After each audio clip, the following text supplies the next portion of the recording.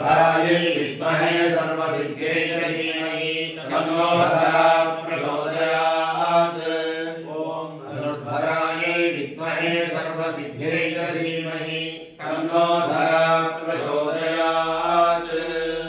ॐ अस्मिन् कुम्भे भगवतीं भूमिदेवीम् आवाहयामि। ॐ भूं भूम्यै नमः। ॐ भूं भूम्यै नमः। ॐ भूं भूम्यै नमः। ॐ भूं भूम्यै नमः। सर्वत्र ॐ भूं भूमिदेव्यै नमः। भूमिदेवीम् आवाहयामि। कैमुकोडे ॐ नीलां देवीं शरणमहं प्रपद्ये।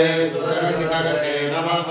कृणाहि कृतवती शरणाधिपत्ये वयस्वदेर्विराजानोऽस्तु।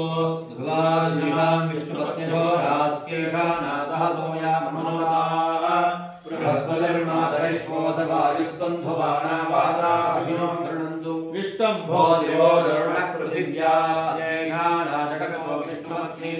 ॐ महादेव्यै च विद्महे विष्णुपत्नी च धीमहि तन्नो नीला प्रचोदयात्। ॐ महादेव्यै च विद्महे विष्णुपत्नी च धीमहि तन्नो नीला प्रचोदयात्।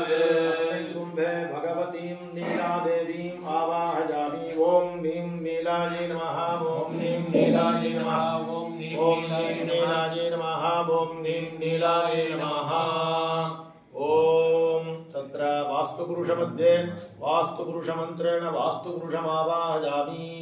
ॐ वास्तोष्पदे प्रतिजानि यस्मान् स्वादेशो अनमीवो भवानः यद्वेमहे प्रतितन्नो विश्वस्वजन्नये दिग्विपदे चतुष्पदे वास्तोष्पदे प्रतरणो नयेति गोभिरश्वेभिरिन्धो अजरासस्ते सख्ये स्यामपि देवपुत्रान् प्रतिनोजुषस्व वास्तोष्पदे षट्पया सदुं सदा ते सक्षीमहिरण्मया गातुमत्या आवहक्षेममुदयोगे मरन्नो यूयं पात स्वस्तिभिः सदा नः। अवीवः वास्तोष्पदे विश्वारूपाण्याविशन् सखा सुषेवयेधिनः। वास्तुपुरुष प्रतिमायां वास्तुपुरुषमावाहयामि। ॐ भूः भुवः स्वः ॐ भूर्भुवः स्वः वास्तुपुरुषमावाहयामि। स्थापयामि पूजयामि। कूष्माण्डमध्ये अभयङ्करदेवताम् अभयङ्करमन्त्रेण आवाहयामि। ॐ यत इन्द्रभयामे ततो नो अभयेन्द्रधी मघवञ्चक्तिकवतन्न भूतये विद्विषो विमृधो जहि।